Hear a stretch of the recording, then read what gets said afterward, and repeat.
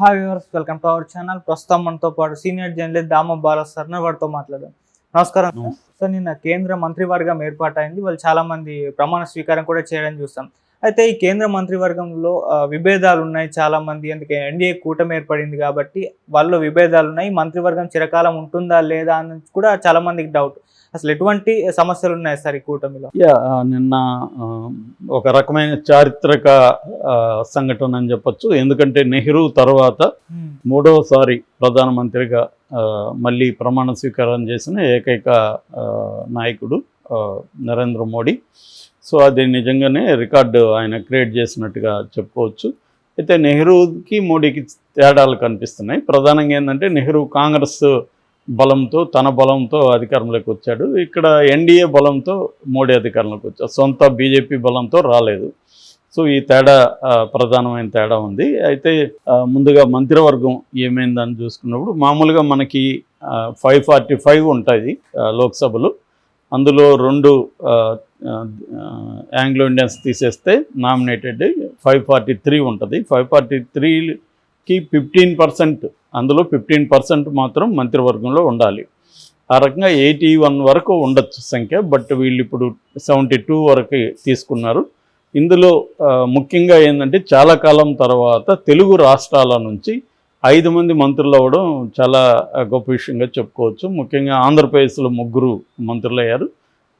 రామ్మోహన్ నాయుడు, తర్వాత పెమ్మసాని చంద్రశేఖర్, శ్రీనివాస సుబ్రహ్మణ్యం. ఇందులో Rammohan Naidu cabinet rank. దీంట్లో 3 రకాలు ఉంటాయి. క్యాబినెట్ ర్యాంక్ మంత్రులు మొత్తం 30 మంది ఉన్నారు. సహాయ మంత్రులు 6 మంది ఉన్నారు. స్టేట్ ర్యాంక్ వాళ్ళు 36 మెంబర్స్ ఉన్నారు. ఇందులో మనం తీసుకుంటే బీజేపీ వాళ్ళు ఎక్కువ ఉన్నారనమాట. బీజేపీ మంత్రులు ఎక్కువ ఉన్నారు. మిగతా వాళ్ళు ఈ మధ్య దాదాపు 60 మంది దాకా బీజేపీ మంత్రులు ఉన్నారు. మిగతా 12 మంది మిత్రపక్షాలు. సో ఇందులో మన తెలంగాణ నుంచి కూడా 2 ఉన్నారు బీజేపీ వాళ్ళు. జేడీయూ నుంచి 2 ఉన్నారు. ఎల్జేపీ నుంచి 1 ఉన్నారు. హెచ్ఎంఎం 1 ఉన్నారు. ఇలాగా 1, 2 చిన్న చిన్న పార్టీలే ఈ 2 తప్ప.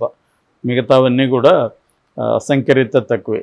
ఇక మనం సామాజిక పరమైన అంటే కులపరంగా చూసుకున్నప్పుడు ఓసీలు 25 మంది ఉన్నారు. ఓబీసీలు 27 మంది ఉన్నారు. ఎస్సీలు 10 మంది ఉన్నారు. ఎస్టీలు 5 మంది ఉన్నారు. మైనార్టీలు 5 మంది ఉన్నారు. ఇది సామాజిక కూర్పుగా మనం చెప్పుకోవచ్చు. ఇందులో 4 ఎక్స్ సీఎంలు, మాజీ చీఫ్ మినిస్టర్ 4 ఉన్నారు. సో 3 సార్లు పీఎం అయిన మోడీ, ఇది కూడా రికార్డు. అట్లాగే గత మంత్రులు అంటే 3వసారి మళ్ళీ మంత్రులు అయిన వాళ్ళు 43 మంది ఉన్నారు 3వసారి. దీంట్లో ఇంకొక రాష్ట్రాల వారుగా ప్రధానంగా తీసుకుంటే ఉత్తరప్రదేశ్ నుంచి 9 మంది ఉన్నారు. బీహార్ నుంచి 8 మంది ఉన్నారు. ఆంధ్రప్రదేశ్ 3వ పెద్ద ఇది వస్తుంది, 3 ఉన్నారు. తెలంగాణ 2 ఉన్నారు. కొత్తగా 11 మంది కొత్త మంత్రులు, ఫస్ట్ టైం మంత్రులు అయిన వాళ్ళు 11 మంది ఉన్నారు. ఇంకొక విశేషం కూడా ఏంటంటే హర్యానాలో మామూలుగా అక్కడ అసెంబ్లీలో 90 సీట్లు ఉంటాయి, పార్లమెంట్లో 10 ఉంటాయి. 10లో 5 మంది గెలిచారు బీజేపీ వాళ్ళు. 5కి 3కి మంత్రులు ఇచ్చారు. ఇది కొంత విశేషం అనమాట. ఎందుకంటే ఇప్పుడు ఫర్ ఎగ్జాంపుల్ ఆంధ్రప్రదేశ్లో 3 ఉంటే 1కి ఇచ్చారు బీజేపీకి. ఇక్కడ 8 మంది ఉంటే 2కి ఇచ్చారు. హర్యానాలో ఏమో 5 మంది ఉంటే 3కి ఇచ్చారు. ఎందుకు ఇచ్చారు అంటే దీని వెనక ఒక రాజకీయ కారణం ఉంది. అదేంటంటే అక్టోబర్ తర్వాత మనకి 3 రాష్ట్రాల్లో ఎన్నికలు ఉంది. సో హర్యానా, మహారాష్ట్ర, జార్ఖండ్. సో అందుకని ఇప్పుడు ఆ రాష్ట్రాల మీద కేంద్రీకృతం అవుతుంది. ఎందుకంటే ఇప్పుడు ఆ రాష్ట్రాల్లో ఆల్రెడీ వీక్గా ఉన్నాయి. ఆ రాష్ట్రాల్లో బీజేపీ చాలా పూర్ పెర్ఫార్మెన్స్ ఇచ్చింది ఈ 3 రాష్ట్రాల్లో కూడా ఇప్పుడు లోక్సభ ఎన్నికల్లో. ఇప్పుడు రేపు జరగబోయే అక్టోబర్ తర్వాత జరగబోయే అసెంబ్లీ ఎన్నికల్లో ఫోకస్ చేయాల్సిన అవసరం ఉంది. అసెంబ్లీలో బలం పెరగకపోతే ఓవరాల్గా తన బలం వీక్ అయిపోయే అవకాశం ఉంది. సో అందుకని ఈ 3 రాష్ట్రాల మీద ఫోకస్ చేస్తుంది. అందుకని హర్యానాలో 5 మంది గెలిచినా కూడా 3కి మంత్రులు వచ్చాయి.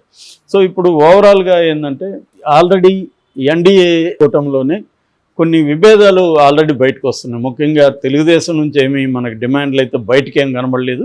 కానీ స్పీకర్ మాకు కావాలని చంద్రబాబు పట్టుబడుతున్నట్టుగా అర్థమవుతుంది. కానీ వాళ్ళు స్పీకర్ ఇచ్చేదానికి సుముఖంగా లేరు. అట్లాగే రెండోది ప్రత్యేక హోదా కావాలని పట్టుబడుతున్నట్టుగా కూడా అర్థమవుతుంది. అది కూడా ఇప్పటికిప్పుడు వీళ్ళకి ప్రత్యేక హోదా ఇస్తే ఆల్రెడీ బీహార్ కూడా ఎప్పటి నుంచో అడుగుతుంది మాది వెనకబడిన రాష్ట్రం అని. సో బీహార్ రెడీగా ఉంది. అట్లాగే వీళ్ళకి స్పీకర్ ఇస్తే బీహార్ కూడా ఉంది. సో అంటే తెలుగుదేశానికి ఎక్కువ ఉండొచ్చు, 16 ఉండొచ్చు, నితీష్ కుమార్కి 12 ఉండొచ్చు, కానీ కాంపిటీషన్లో వస్తారు కదా వాళ్ళు కూడా. సో ఇటువంటి ఇబ్బందులు ఉన్నాయి.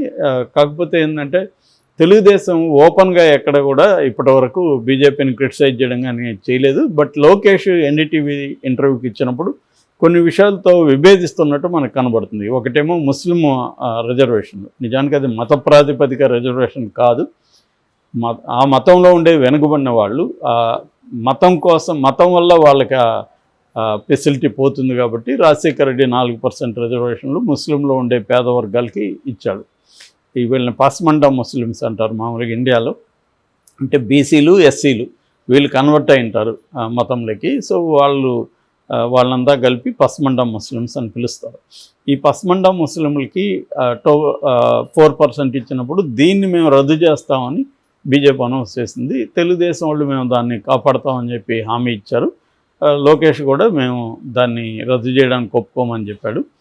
అట్లాగే లోకేష్ ఉక్కు కర్మాగారం విశాఖపట్నం దాన్ని ప్రైవేటీకరణ చేయడానికి లేదనేది కూడా లోకేష్ అన్నాడు. అట్లాగే యూనిఫామ్ సివిల్ కోడ్ ఏదైతే ఉందో ఆ యూనిఫామ్ సివిల్ కోడ్ అది చంద్రబాబు మేము వ్యతిరేకిస్తున్నాం. బట్ చంద్రబాబు నాయుడు మోడీని కన్విన్స్ చేస్తాడా, మోడీ చంద్రబాబు నాయుడు కన్విన్స్ చేస్తాడా చూడాలి అన్నాడు. అంటే క్లియర్గా మమ్మల్ని కన్విన్స్ చేస్తే తప్ప మేమైతే ఒప్పుకునేది లేదు అన్నట్టుగానే మాట్లాడు. ఇట్లా కొన్ని విభేదాలు దీనికి వాళ్ళకు ఉన్నాయి. అట్లాగే సౌత్ ఇండియాకు సంబంధించి ఇప్పటి వరకు 71 డీలిమిటేషన్ కింద 71 జనాభా నిష్పత్తిలో ఫండ్స్ వస్తున్నాయి. దాన్ని 2011 నిష్పత్తిలో ఇస్తామనేది ఒక ప్రపోజల్ ఉంది. దానివల్ల మన జనాభా తక్కువ ఉంది, నార్త్ ఇండియాకి ఎక్కువ ఉంది. మన సౌత్ ఇండియాలో కొంత పాపులేషన్ కంట్రోల్ అనేది బలంగా ఉంది, నార్త్ ఇండియన్ చేయట్లేదు. దీనివల్ల రాష్ట్రాలకి ఏంటంటే 2 రకాల నష్టం. ఒకటి ఫైనాన్షియల్ లాస్, రెండోది రిప్రజెంటేషన్, పొలిటికల్ రిప్రజెంటేషన్ కూడా తగ్గిపోతుంది మనకి. దీనివల్ల ఈ స్టేట్లో ఒప్పుకునే అవకాశం లేదు. ముఖ్యంగా సౌత్ ఇండియా ఆల్రెడీ స్టాలిన్ చంద్రబాబును కలిసి మీరు సౌత్ ఇండియా ప్రయోజనాలు కాపాడాలని ఆశిస్తున్నానని ఆల్రెడీ ఒక కేవియట్ అంటారు అది వేసి పెట్టాడు. సో రేపొద్దున చంద్రబాబు కాంప్రమైజ్ అయితే సౌత్ ఇండియాలో చంద్రబాబుకి విపరీతమైన విమర్శలు వచ్చే అవకాశం ఉంది. సో అందువల్ల చంద్రబాబు ఇట్లాంటి విషయాల్ని వ్యతిరేకించే అవకాశం ఉంది. ఇక్కడ జేడీయూ ఆల్రెడీ అగ్నివీర్ పథకాన్ని మేము వ్యతిరేకిస్తున్నామని మొన్న కూడా త్యాగి చెప్పాడు జేడీయూ నాయకుడు. అగ్నివీర్ అంటే టెంపరీ మిలిటరీలో ఒక రిక్రూట్మెంట్ తీసుకొని 4 ఏళ్ళు మాత్రం పనిచేస్తారు. ఆ పనిచేసిన వాళ్ళల్లో 25% కంటిన్యూ అవుతారు, మిగతా 75% వాళ్ళకి ఏవో పెర్క్స్ అవి ఇచ్చేసి వాళ్ళని బయటికి పంపించేస్తారు. ఇది తీవ్ర వ్యతిరేకత ఆల్రెడీ నార్త్ ఇండియాలో వచ్చింది. సో దీన్ని తీసేయాలని మేము డిమాండ్ చేస్తామనేది త్యాగి అన్నాడు. అట్లాగే వాళ్ళు కూడా బీహార్కి సంబంధించి అనేక ప్రత్యేక హోదా కావచ్చు అలాంటివి అడిగే అవకాశం ఉంది. అట్లాగే పోస్టులు కూడా స్పీకరు మిగతావి కూడా అడిగే అవకాశం ఉంది. ఎందుకంటే ఇటు నితీష్ కుమార్, చంద్రబాబు నాయుడు ఇద్దరు కూడా మోడీ కంటే రాజకీయాల్లో సీనియర్లు. సో ఆల్రెడీ నితీష్ కుమార్కి, చంద్రబాబుకి ఇద్దరికి కూడా ఒక ట్రాక్ రికార్డ్ ఏమంటే వీళ్ళు ఎటైనా జంప్ చేయగలరు, ఒకే దగ్గర ఉండాలనేది ఏం లేదు వాళ్ళకి అనేది ఉంది.